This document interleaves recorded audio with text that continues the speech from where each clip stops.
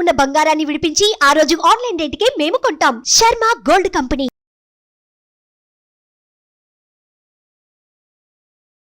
నమస్తే, welcome to Suman TV.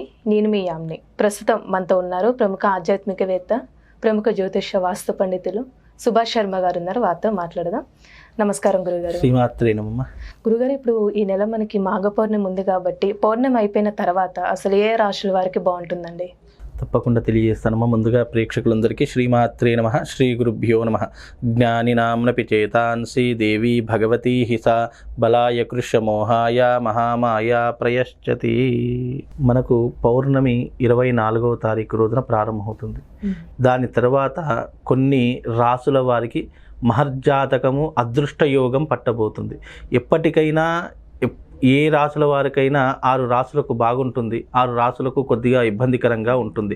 అది జాతకం యొక్క లక్షణం. ఎందుకంటే 12 రాసుల వారికి 12 ఈ యొక్క 9 గ్రహాలకు ఏవైతే ఉన్నాయో అన్నిటికీ ఒకేసారి బాగుండడం అనేది ఇప్పటిలో జరిగేటటువంటి అవకాశం లేదు. కానీ ఇప్పుడున్నటువంటి ఈ మాఘ పౌర్ణమి తర్వాత 6 రాసుల వారికి మహర్జాతకం పట్టబోతుంది.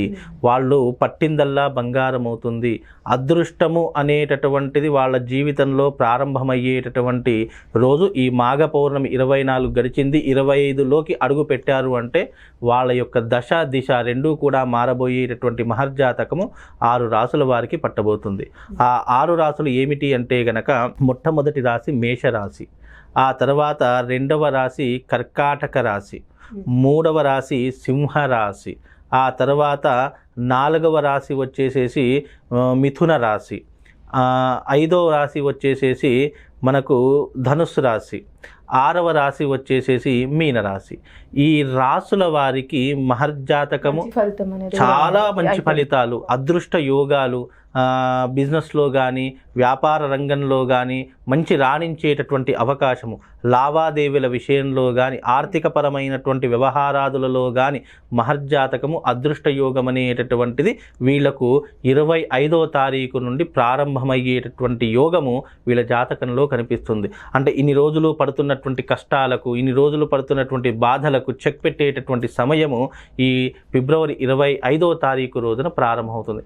కనుక ఈ రాసుల వారు ఎవరైతే ఉన్నారో వాళ్ళు తప్పకుండా మహర్జాతకాన్ని అనుభవించేటటువంటి యోగంగాను, దాన్ని స్వీకరించేటటువంటి యోగము వీళ్ళకు ఈ ఫిబ్రవరి 25వ తారీఖు రోజున ప్రారంభమవుతుంది. తద్వారా వీళ్ళు జీవితంలో మంచి పొజిషన్కు రావడము, గడిచిన గతాన్నంతా కూడా మర్చిపోయి భవిష్యత్తులో ఏ రకంగా రాణించాలి, ఏ రకంగా డబ్బుని సంపాదించాలి, జీవితంలో మనము ఒక మంచి లగ్జరీ లైఫ్ని ఎలా అనుభవించాలి అనేటటువంటి ఆలోచనతో కూడి ఉన్నటువంటి జ్ఞానము వీళ్ళకు ఈ యొక్క 24 తర్వాత ప్రారంభమయ్యే అవకాశం ఉంటుంది. ఎందుకంటే పౌర్ణమి ఘడియలు, ఈ మాఘ పౌర్ణమి అత్యంత విశేషమైనటువంటి పౌర్ణమి. ఈ మాఘ పౌర్ణమి రోజున చంద్రుడి నుంచి వచ్చేటటువంటి ఏవైతే ఈ యొక్క కాస్మిక్ కిరణాలు, ఆ యొక్క రేడియేషన్ ఏదైతే ఉంటుందో అది భూమి మీద ప్రసరింపగానే మొట్టమొదట చంద్రుడి యొక్క కర్తవ్యం ఏమిటి అంటే మనస్సు మీద ప్రభావితం చేసేటటువంటి వాడు. అందుకే మన శ్రీ సూక్తంలో చెప్తూ ఉంటారు, చంద్రమా మనసోజాతః చక్షో సూర్యో అజాయతః. అంటే చంద్రుడు మనస్సుకి కారకుడు. చంద్రుడి యొక్క కారణం చేత అందరి యొక్క మనస్సు మారేటటువంటి తత్వాన్ని కలిగించేటటువంటి కారకుడు.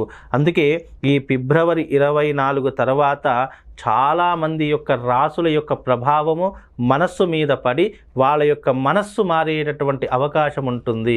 చాలామంది కొంతమంది వాడుకలో వాడుతూ ఉంటారు. ఏమని? క్రూరత్వంగా ఉన్నటువంటి వాళ్ళు, ఎప్పుడూ కూడా చెడు వ్యసనాల వైపు వెళ్ళేటటువంటి వారు, ఎప్పుడూ కూడా ఆలోచనలు వంకరగా ఉన్నటువంటి వారిని మనసు మార్చుకోవా, నీ బుద్ధి మార్చుకోవా అని చాలామంది వాడుతూ ఉంటారు. అంటే బుద్ధిని మార్చుకునేటటువంటి తత్వము, మనస్సుని మార్చుకునేటటువంటి తత్వము ఇప్పుడు ఈ 24 తర్వాత ఈ యొక్క రాసుల వారికి కలిగేటటువంటి అవకాశం ఏర్పడుతుంది. కనుక వీళ్ళు ఇప్పుడు ఈ రాశి వాళ్ళు చాలా జాగ్రత్తగా ఉండాలి. ఇప్పుడు ఈ ఫిబ్రవరి 24 వరకు చాలా జాగ్రత్తగా ఉండాలి. ఎందుకంటే మనకు మంచి ఏదైనా వస్తుంది అంటే వెంటనే దాని వెనక చెడు ప్రభావం కూడా మనం లాగేస్తూ ఉంటుంది. ఇది కలియుగము. కలియుగంలో ఏదైనా మంచి చేద్దామంటే ఎన్నో రకాలైన అడ్డంకులు ఏ రకంగానైతే వస్తాయో ఈ రాశులకు మహర్జాతకం పట్టబోతుంది కదా. ఈ మహర్జాతకం పట్టేటటువంటి సమయంలో దుష్టగ్రహాలు, దుష్టపీడలు వీళ్ళను వెనక్కి లాగేస్తూ ఉంటాయి. తద్వారా వీళ్ళు ఇప్పుడు చేయవలసినటువంటి కర్తవ్యం ఏంటంటే అపోహలకు పోకూడదు.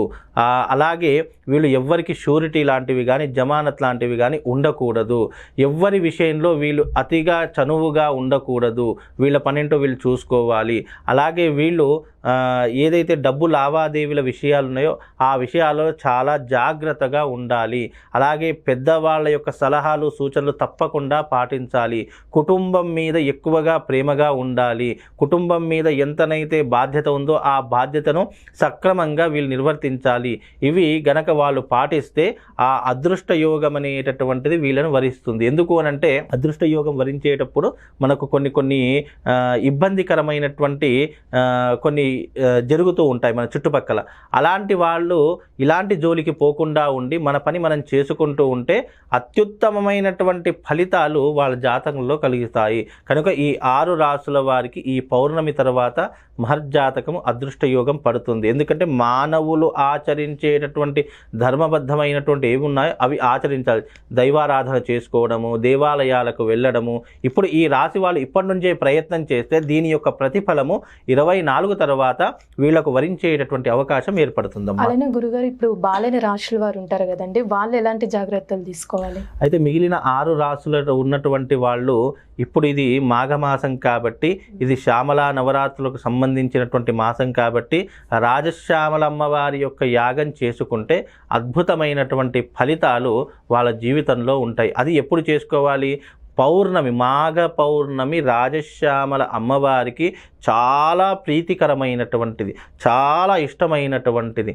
ఆ రోజున ఎవరైతే రాజశ్యామల అమ్మవారి యొక్క యాగాన్ని నిర్వహిస్తారో, అంటే ఇక్కడ బాగుండడము బాగుండకపోవడం కాదు, మన జీవితం బాగుండాలి. ఇప్పుడే కాదు, మనం ఈ శరీరం ఈ దేహం ఎంతవరకు భూమి మీద నిలబడుతుందో అప్పటి వరకు మనకు కష్టము సుఖము బాధలు అన్నీ పడుతూ ఉంటాం. అందులో ఆ తల్లిని మనం వేడుకోవాల్సింది ఏంటి? ఎన్ని కష్టాలు వచ్చినా ఎన్ని ఇబ్బందులు వచ్చినా తట్టుకునేటటువంటి శక్తిని ప్రసాదించు, నా కుటుంబాన్ని ఉద్ధరించేటటువంటి శక్తిని ప్రసాదించు, నాకు అన్నింటిలో కూడా విజయాన్ని ప్రసాదించు అని కోరుకోవడానికి చేసేటటువంటిదే ఈ రాజశ్యామల యాగము. ఈ చాలామందికి ఎన్నో రకాలైనటువంటి భిన్నమైనటువంటి కోరికలు ఉంటూ ఉంటాయి. అలాంటి భిన్నమైనటువంటి కోరికలు, ఎలాంటి కోరికనైనా సరే వెంటనే తీర్చేటటువంటి శక్తి సామర్థ్యాలు ఆ అమ్మవారు మనకు ప్రసాదిస్తుంది. కనుక ఆ తల్లిని పూజించడానికి కొన్ని జీవితంలో కొన్ని అదృష్టమైనటువంటి యోగములు, తిథి వార నక్షత్ర ముహూర్త యోగ కరణాలు ఇవన్నీ కూడుకొని వస్తాయి కదా. ఇలా కూడుకొని వచ్చినటువంటి ఏకైక ముహూర్తం మాఘ పౌర్ణమి. ఈ మాఘ పౌర్ణమి రోజున ఎవరైతే రాజశ్యామల యాగాన్ని ఆచరిస్తారో వాళ్లకు అఖండ ఐశ్వర్యము, అఖండ పదవులు, ఎన్నో రకాలైనటువంటి సిరి సంపదలు, ప్రజల్ని శాసించేటటువంటి శక్తి సామర్థ్యాలు, అలాగే దేన్నైనా కంట్రోల్ చేసేటటువంటి విధానాలు ఈ యొక్క మాఘ పౌర్ణమిలో ఏర్పడడం జరిగింది. కనుక ఆ రోజున వీలైతే ఈ కేవలం 6 రాసులనే కాదు, అంటే పరిహారం కూడా అమ్మవారిదే చేసుకోవాలంటే వీళ్ళు తప్పకుండా అమ్మవారే ఈ మాఘమాసానికి అధిష్టానమైనటువంటి దేవత. ఈ మాఘమాసంలో కేవలము ఆచరించదగినటువంటిది, పూజించదగినటువంటిది కేవలము రాజశ్యామల అమ్మవారిని మాత్రమే. కనుక ఆ అమ్మవారిని ఆరాధించడం అనేటటువంటిది మన కష్టాలను దూరం చేసుకోవడానికి, బాధలను దూరం చేసుకోవడానికి ఆచరించాలి. ఏదైనా చెయ్యాలి అంటే శాశ్వతంగా పరిష్కారం దొరకాలి. ఇప్పుడు చాలామంది రోజు పూజ చేస్తున్నానండి, రోజు గుడికి వెళ్తున్నాను, ఎన్నో దానాలు చేశాను, ఎన్నో ధర్మాలు చేశాను, అయినా నా జీవితం ఏమీ మారలేదు అని అనుకునేటటువంటి వాళ్ళు ఈ ఒక్క మాఘ పౌర్ణమిని వినియోగించుకొని చూసుకోండి, తప్పకుండా వాళ్ళ జీవితంలో మార్పు అనేటటువంటిది కనిపిస్తుంది. కనుక ఈ మాఘ పౌర్ణమి రోజు కేవలం బాగున్నటువంటి వాళ్ళే కాదు, ఇంకా బాగుండాలి జీవితంలో. ఇప్పుడు బాగుంటుంది కదా అని చెప్పేసి మనం నిమ్మకు నీరెత్తకుండా ఉన్నామనుకోండి, రేపటి రోజు కష్టాలు రాకుండా ఉంటాయా? కంపల్సరీ కష్ట సుఖాలు అనేది వచ్చుకుంటూ పోతుంటాయి. అలాంటి కష్టాలను అధిగమించాలి, దాటాలి అని అనుకుంటే ఈ మాఘ పౌర్ణమి రోజున రాజశ్యామల యాగాన్ని నిర్వహించండి.